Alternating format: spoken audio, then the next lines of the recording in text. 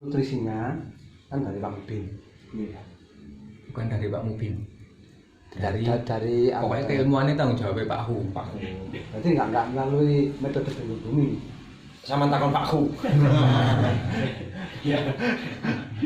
Kan kita harus punya standar Ya. yang kita Komposisi. untuk komposisi Ya. kebutuhan tanaman itu, bahkan kita harus punya standar. Nah itu apa udah dibicarakan? Mungkin yang jelas kita penyesuaian ilmu dasar yang kita ambil adalah dari bengkel bumi. Nah, anggota kita kan ada yang bisa, misalkan Pak saya butuh nutrisi yang ini, yang siap di sini siapa yang untuk menyediakan itu? Pak Saiku mau kan ngomong takoke nang Pak Mubin. Itu adalah salah satu contoh bagaimana Pak Hu ini mencari sumber ilmu. Wis ide pasrah wis nang Pak Hu wis. Jadi untuk teknis apa maksudnya gini loh. Untuk keilmuan kita semuanya ngerti bareng-bareng, belajar bareng-bareng. Yeah. Cuman untuk eksekusi satu Ya. Pak Saiku. Betul. Pintunya Metan di Pak Saiku. Di soalnya Pak Ketua, nopo jenenge ilmu itu tidak harus patok dengan satu ya. Berdasarkan pengalaman itu biasanya yang lebih pas itu berdasarkan pengalaman. Ketika di satu bahan ini meskipun dari bengkel bumi ya, dalam hal ini bengkel bumi mengeluarkan rumus seperti ini. Tetapi ketika saya berinovasi memakai ini kok lebih baik. Gitu loh. Jadi masalah campuran atau bahan-bahan itu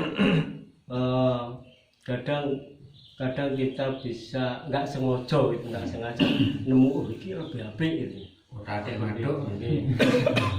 Tapi tetap tidak keluar dari koridor Iya. yang sudah ditentukan. Siap. Terus tentang pola pikir. Jadi tadi saya sama Gus Hilmi sama Pak Fendi lihat Lombok.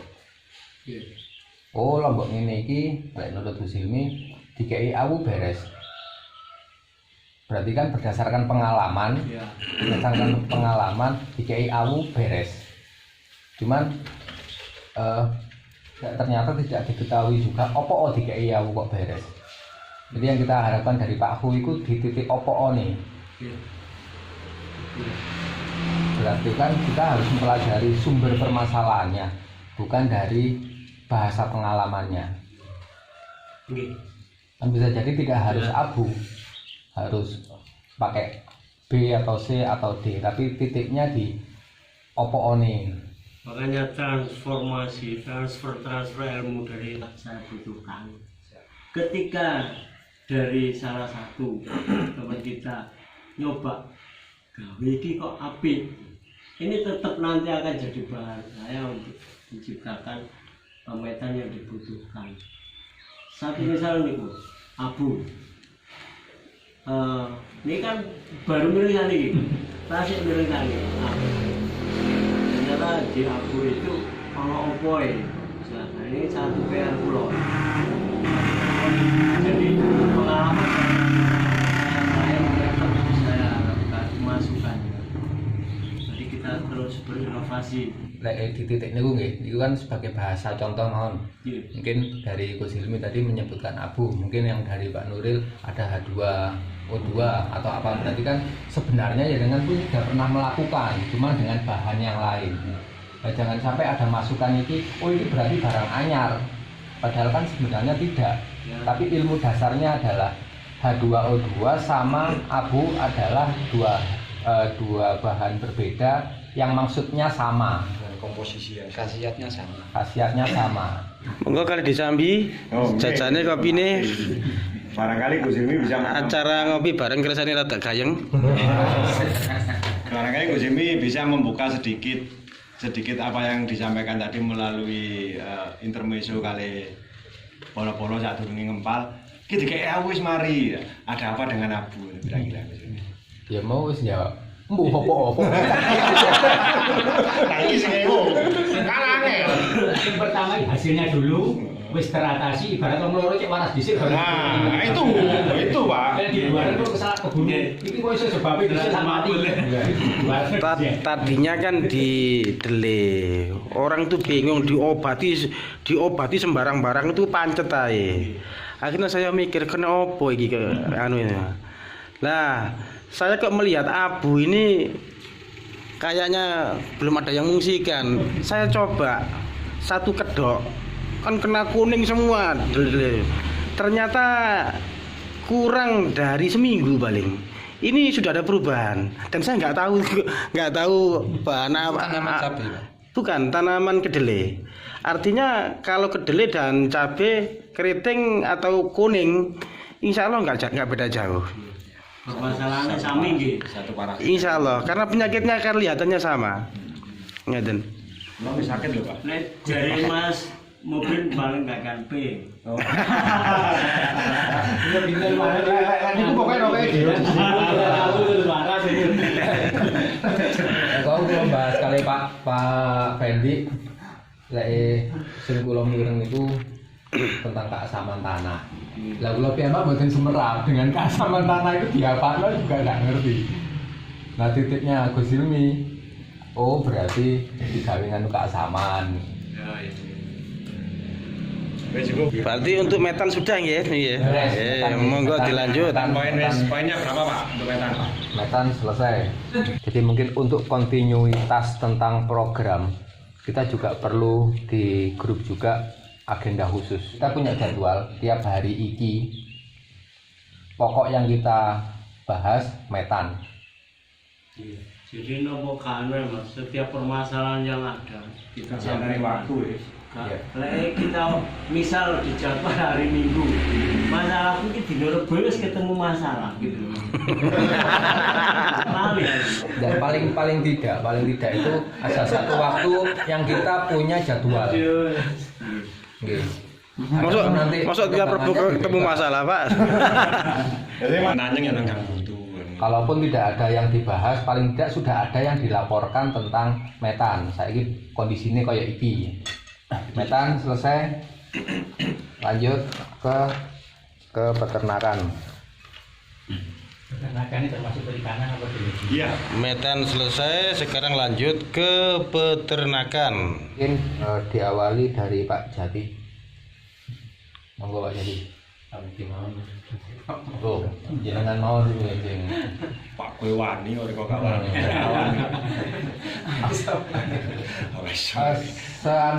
Pak Jati. Jadi kok selanjutnya pun kita misalkan takok ternak gini sampean wis. Selama bebek nduk ini masalah apa ya? Kalau saya tambah untuk awal memang perlu pengkondisian suhu dari ternak bebek yang selama ini sudah dilakukan. Kemudian perlakuan tempat ini juga penting sekali untuk kelangsungan bebek itu. Dan terakhir yang nggak kalah penting ini model untuk bebek di DOD itu sama yang setelah 10 hari berikutnya. Ngapunten Mas Edi, saya potong sebentar. Berarti untuk peternakan pertama kita bahas tentang bebek dulu. Saya Pak Teguh. Kalau wakili saking kalih, barangkali nanti dari saya, yang kedua ini nanti bisa menjabarkan. Kalau wali nih, konsep peternak itu yang satu kita harus pemilihan bibit yang benar. Itu kunci. Satu. Terus yang kedua, kita harus memahami satu karakter apa yang kita inginkan. Kalau bebek berarti kita harus mempelajari dari nol bebek, pedaging dan petelur itu tidak sama. Kuncinya di benih satu, yang kedua di perlakuan. Sekarang bebek yang diperlakukan untuk bebek pedaging kita harus support bebek ini supaya makan dan minum ini tidak berhenti gimana. Yang satu, kenyamanan kandang jelas. Dan yang paling perlu diperhatikan dalam peternak apapun itu, suhu. kecepatan angin, intensitas cahaya ini sangat penting sekali. Jadi di mana bebek kita padu dengan kurun waktu yang sangat dekat sekali. Kalau kita biarkan secara normal, kita akan tidak sesuai target. Soal kandang ya, kemudian kepadaan DOD kendang kedah nopo nggih? Kedah berukut lah ngoten lho. Wis memang sudah Suhu barangkali model Mas Ferry. modele Untuk kandang. DOD harus gimana, DOD. untuk pembesaran harus gimana kan gitu. Itu kuncinya masalahnya. DOD baru datang membuat lingkaran, dibuat lingkaran. Kandangnya berbentuk lingkar. Lingkar. Untuk mengatasi apa, lingkar itu kenapa kan gitu. Alasnya harus dikali sekam untuk menjaga kehangatannya. Nah, kok bunder harus bisa menerangkan Mas Ferry. Kotak-kotak air yang enak kan seperti itu. Kan kemarin sudah tak jelaskan semua. Kalau lingkaran kan ya Oh, tumbuhan. Cek arep pojoke. Lah nggih. Lah tumbuh-tumbuhan iso lolos, Pak. Oh, enggak seperti itu. Ya, kalau Kan filmnya DOD itu kan apa Pak? Melumpung ngoten Pak. Nanti kalau dibuat bulat, ini kalau perkembangan kan untuk solusi mungkin saya kan kita misalkan diusahakan kita suhu yang agak panas sedikit. Jadi sebenarnya Kita untuk suhu di 37 derajat. Maksimal. Pengondisian suhu di 37 derajat. Kemudian kita juga menghindari penguapan air, ya kan, biar nggak ngembun.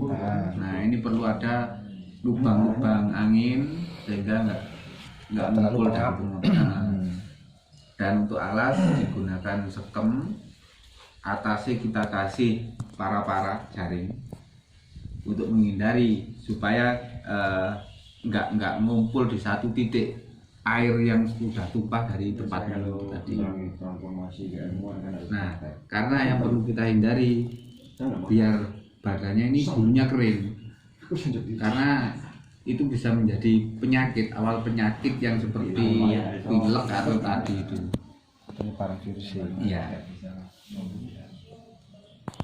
Pokoknya intinya peternakan yang khusus buat pedaging makanannya harus protein tinggi.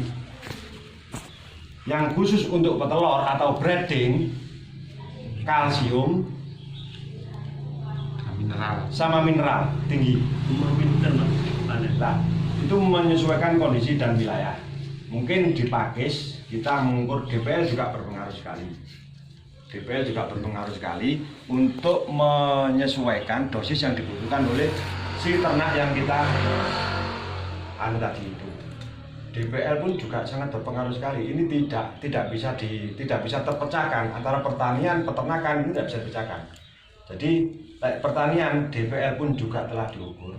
Jadi varietas opo ini ditandur di DPL piro, ditandur di sore masalah.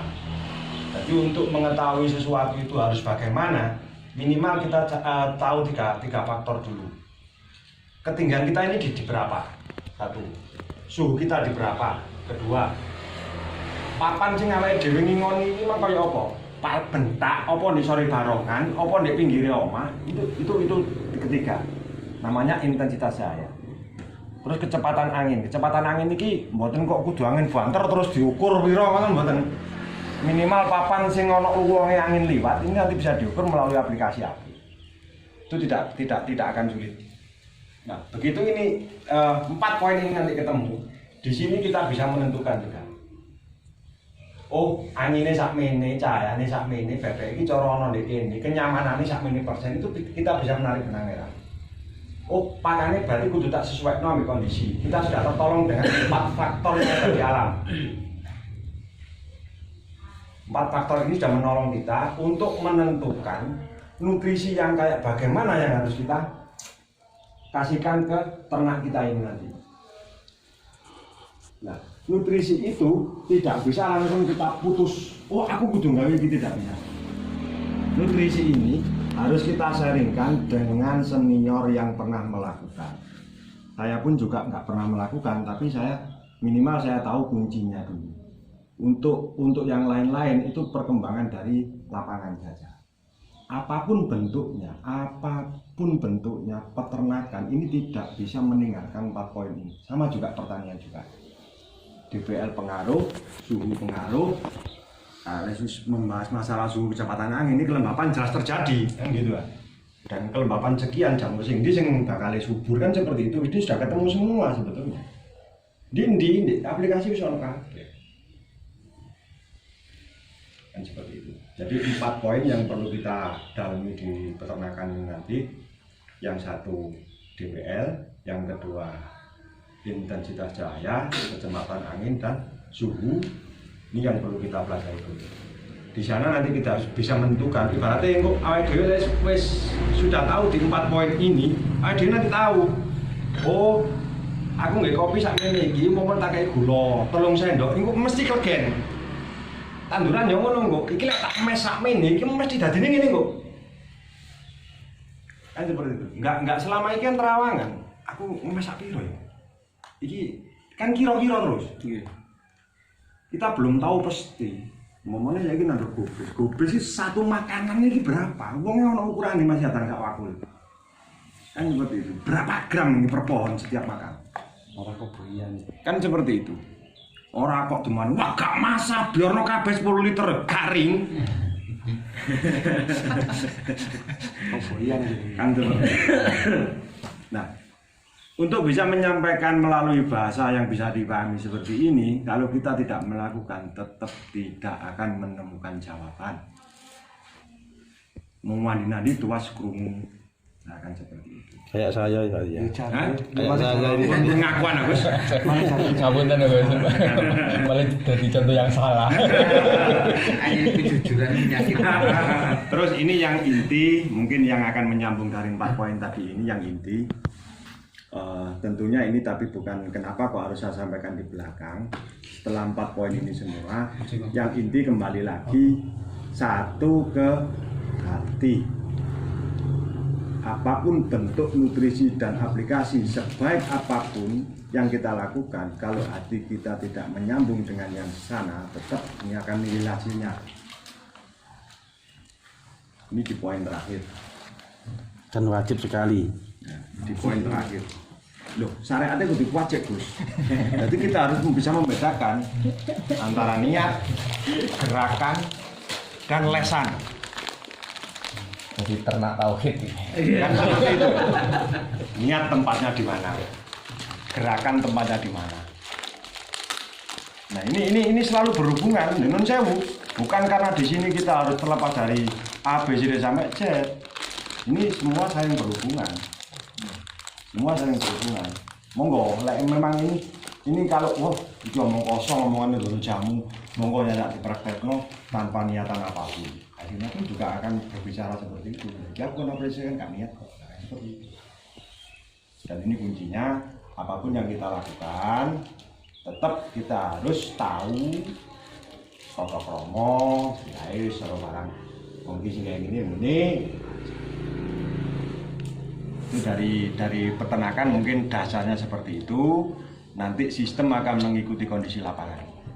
Apapun jenisnya, kita harus tahu 4 faktor dulu. Terima kasih, saking kula.